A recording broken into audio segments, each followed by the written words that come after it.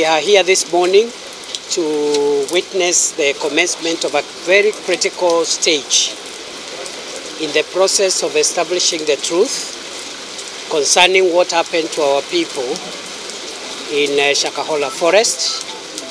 And I'm sure everybody knows the facts around the incident that brings us here today. As you are aware, we have recovered 110 bodies so far from Shakahola Forest, and the process of exhumation was temporarily stopped because of weather, because the experts advised us that when it is raining, that process cannot continue. It would interfere with the evidence as well as the samples that are being retrieved from the graves. Therefore, I want to confirm that that exercise of exhumation will continue as soon as the weather improves. We really hope that that happens as soon as possible. But in the meantime, the site is secure and is under the control of the General Service Unit because it's a site of crime, it's a scene of crime. We have about 3 teams here in this mortuary. We have the team of pathologists who are here. We also have the team from DCI, particularly the team from the homicide unit and the forensics unit for purposes of DNA. And then we also have the team from the government chemist, which will deal with toxicology and other tests that require chemical analysis. So that is the team we have here.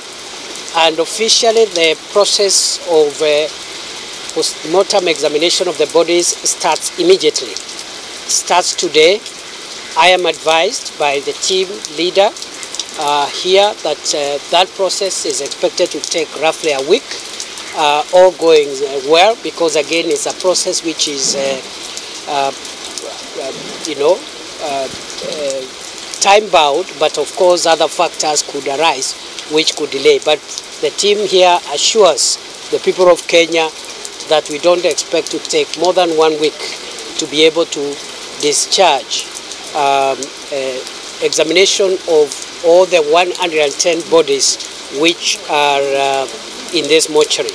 The operation commander going forward is going to be Senior Assistant Inspector General Police Peter Ndungu, who will support what our regional police commander has been doing here. A wonderful job. Mr. Kimani is here with me, and he has been doing a good job, but we've beefed up that command so that we can support the operation. If the theory of organ harvesting is proved, whether that is part of the scope of the investigation, definitely. If any of our people have their organs missing, we will tell the world. There is nothing we are hiding. That is the truth. And we'll have to find out why those organs are missing, who took them, and where. And therefore, this is a long and protracted process of accountability. I'm just praying for patience as we go step by step.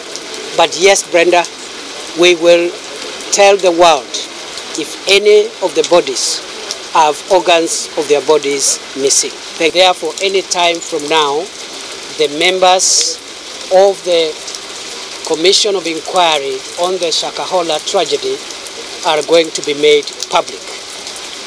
In the same vein, President William Ruto announced yesterday that other than the Commission of Inquiry, the government has decided to establish a multi-sectoral, multi-agency task force appointed by the President to look at how we can avoid the kind of event that has occurred here in Shakahola.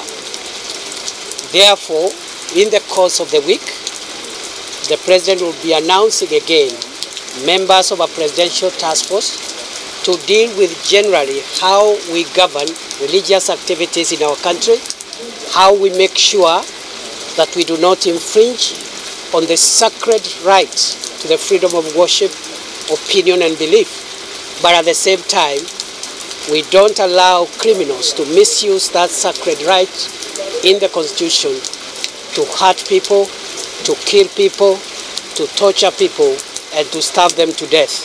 For that reason, those are the new measures that, as announced by the President, will be implemented in the course of the week. I also want to bring to the public information, to bring this information to the public, that we have transferred all public officers within the security sector who were in office when the crimes in Shakahola were taking place, with the exception of only those officers who reported after the event had taken place. And therefore, no agency is spared. The National Government Administration officers from the lowest level that can be transferred all the way to the county commissioner. The same with the police, from station level all the way to the county commander. The same with the criminal investigations department. The same with the National Intelligence Service. The same with every other department that is relevant to security. We are not declaring any public official culpable, but I want to say that there must be accountability. Part of the terms of reference of the Commission of Inquiry, other than establishing the circumstances under which these offenses took place, the Commission of Inquiry will also investigate, inquire, and make recommendations on action that must be taken against any public officer whose action, inaction, failure, or outright negligence could have caused the deaths that have occurred on our people. So we are moving forward step by step, methodically, carefully, and lawfully, to make sure that we get to the bottom of this matter. I know the sentiments and the feelings within the public is, the emotions are very high, but in a situation like this, it's good for us to sober up and do things step by step. And therefore, those who are asking whether public officials will be accountable should wait until there is a process of accountability, as I've already outlined, in the coming days. Once again, the government of Kenya will do everything possible to find out who, why, and how a large number of our people met their death in such a cruel and inhumane manner. And any person along the path of accountability will have a date with destiny. I want to, again, on behalf of government, send my sympathies again to the families that are affected, those that may have lost their loved ones, and promise Kenya that there is nothing of this nature that will ever happen in our country again. The kind of measures we're going to put in place will ensure that never again will we have this kind of horrendous crimes on the soil of our country. We are also contemplating on what to do eventually with that scene of crime. And again, at the right time, we will be announcing. Once the process of exhumation, search and rescue is complete, we'll be announcing what governments will do with regard to making sure that place remains a memorial for the country, to ensure that we always remember that this tragedy visited us. So I don't want to say beyond that. I wish you all the best. I thank you once more, members of the press. You have braved the rains and the mud and the sun to make sure that Kenyans are informed of what is happening. We thank you and we count you as partners to the establishment of the truth. Critical partners to assisting the country come to terms with the truth and settle accounts. We also want to thank the human rights and humanitarian organizations that continue to give us immense support. The Kenya Red Cross, human rights organizations, several of them, about 4 or 5, Uhuru and the other NGOs that are here. You're doing a good job, Aki Africa, and all the other groups that I have mentioned. And even those that I have not mentioned, we are taking stock on who is doing what, and we will publicly recognize what you are doing as members of the civil society. I want to end there and wish you all the best. To our teams of professionals, Dr. Joasen Oduor, my brother Director Yoguto, and all the other teams here from the government departments. This is a responsibility like no other. The country is waiting to know the truth. We want to know what happened. We are going to be doing the autopsies in teams, and once we finish, we'll do the briefing as I've been Tell the public the truth. It will take time because DNA is not a process whereby you just match today and tomorrow you are going to say, voila, this is the test. It's a process, so it might not take 1 day or 2 days. It might even take 1 month or more. Yes. The process is on. Kama mlivyoona waziri amekuwa hapa we got the necessary tools which are needed at the hospital to do the autopsies, and if there's anything needed, this is an emergency, so we have also talked with Waziri that we will not let everything to overwhelm the county. We will work together with the Minister of Interior and Minister of Health, National Minister of Health, so that they can also help on where we think we don't have some of the tools. Yeah, but we bought some tools. That's why you can see people can start today. They came yesterday. The PPEs, the special PPEs also to enter the morgue there. Like what you call the mobile morgue. You cannot enter without PPEs. So we bought all those stuff. It's going on. The most important thing now, we have agreed with Waziri, as you cannot. The exhuming of bodies cannot continue because of the rain. So the search and rescue is going on. And we are hopeful. Yesterday we saw they rescued their boy. I'm sure the next day they'll be able to rescue many people. So I hope the police, the operation they are moving on, will be able to help us to get more people alive.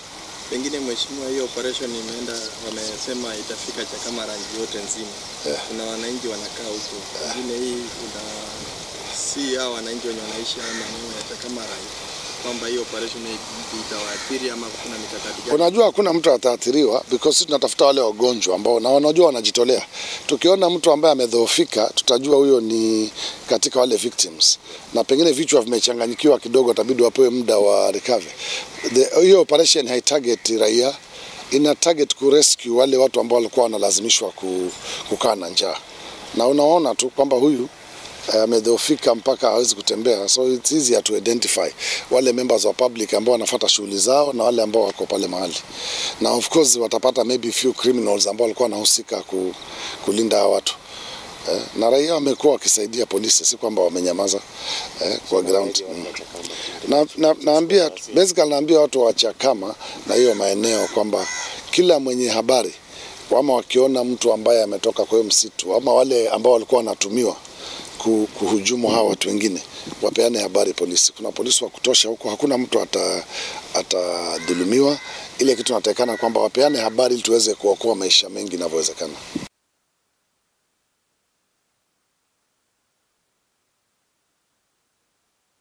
Nzuri zaidi action. Usinue mshomo mwangu.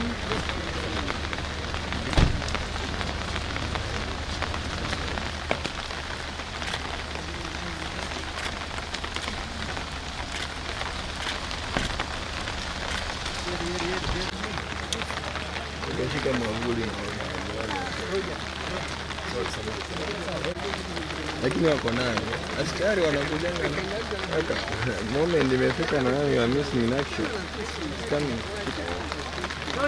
kwa hiyo daktari mkuu. Sio anasimama hapo. Ya jamaa kamera na mwabu. Bana ameenda kuvuta sigara. Wanajua ile bila kwanza sasa hivi yenye kuna baridi hivi mpaka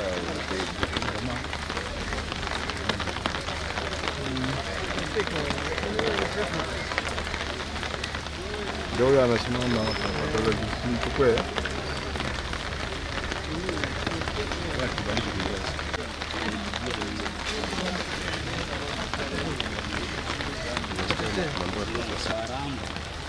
Unachokichezea mkijui.